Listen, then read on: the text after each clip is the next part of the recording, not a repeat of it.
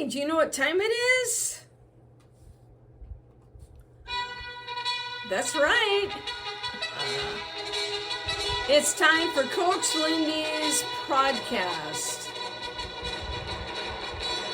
The podcast to get you moving. Hi, I'm Lindy Hutchinson, a certified life mastery consultant with the Brave Thinking Institute.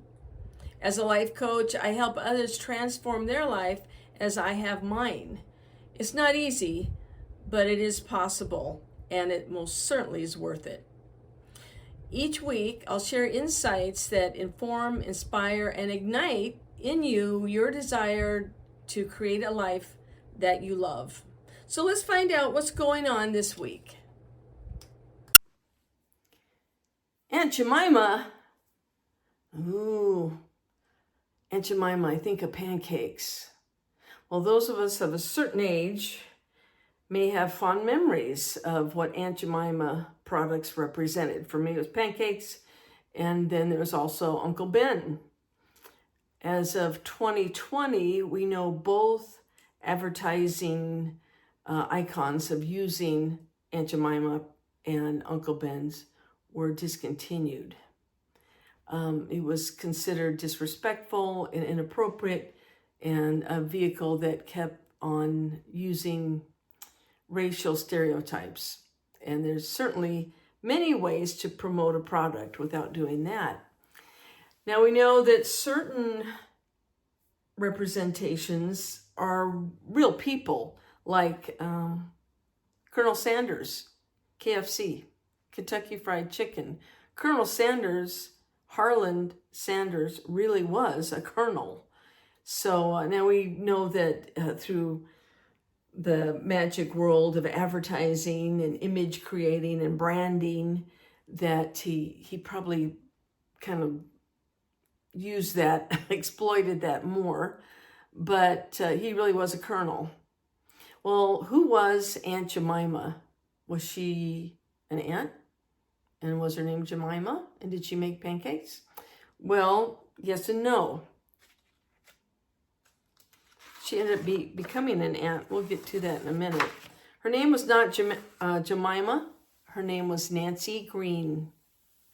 Nancy Green was born in March of 1834, and she was born into slavery. She was the first African American that would be used as image. Her image was used as a corporate trademark. And she became known as the first living trademark. In fact, trademark is our word, our power word for the week. Now, Nancy was not born into a much opportunity. She was born a slave in Kentucky. She was apparently married to a George Green, and they had 2 or 4 children. One of the many tragedies with slavery is that there were no birth certificates or marriage licenses. So that's why there's some obscurity with that. Nancy was known as a servant, nurse, cook, housekeeper for Mr. Samuel Johnson Walker and his wife, Amanda. And these people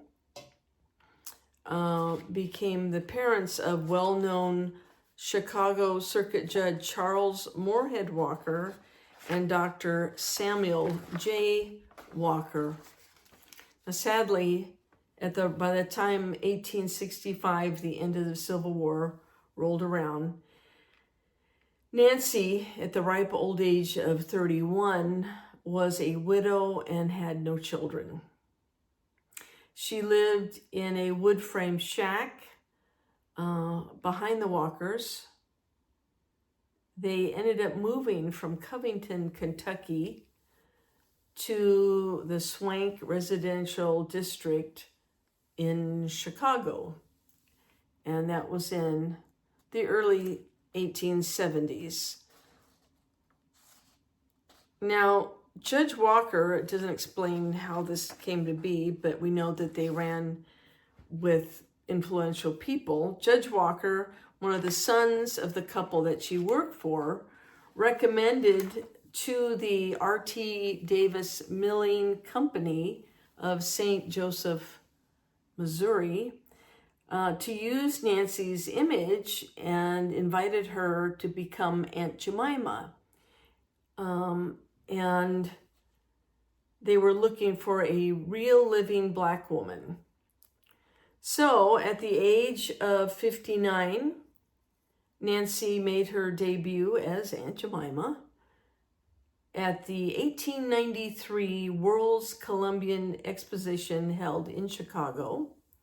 And she stood behind the world's largest flour barrel, which was 4 feet high.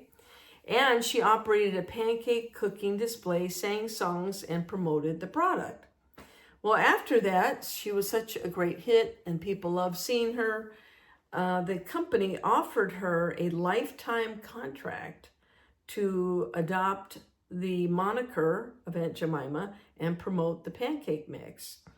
She chose, though, the position for 20 years. She ended up making thousands of personal appearances, fairs, festivals, flea markets, food shows, local grocery stores, and her image was plastered all over billboards across the country. So she portrayed this role for no more than 20 years per the contract. She was invited to go to Paris, which I would have dropped everything and gone, but she refused for that invitation. The 1900 Paris exhibition, another lady went in lieu of her. And of course, after her death, there were other ladies who became Aunt Jamima. It was reported apparently that in 1910, at the age of 76, Nancy was still working as a residential housekeeper, according to the census.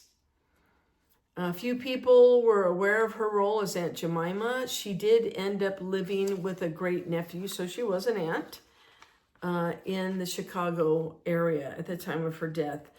Now, she was a part of a church, a Baptist church in Chicago, which grew throughout her lifetime to 9,000 people. And her stature as a national spokesperson gave her opportunity to advocate against poverty and equal rights, both in Chicago and throughout the Black population. She passed away at the age of 89 in August of 1923. She was a part of a car accident. Now, there's some things that we can take away from this. It seems like her life had a lot of tragedy in it, which of course was very sad.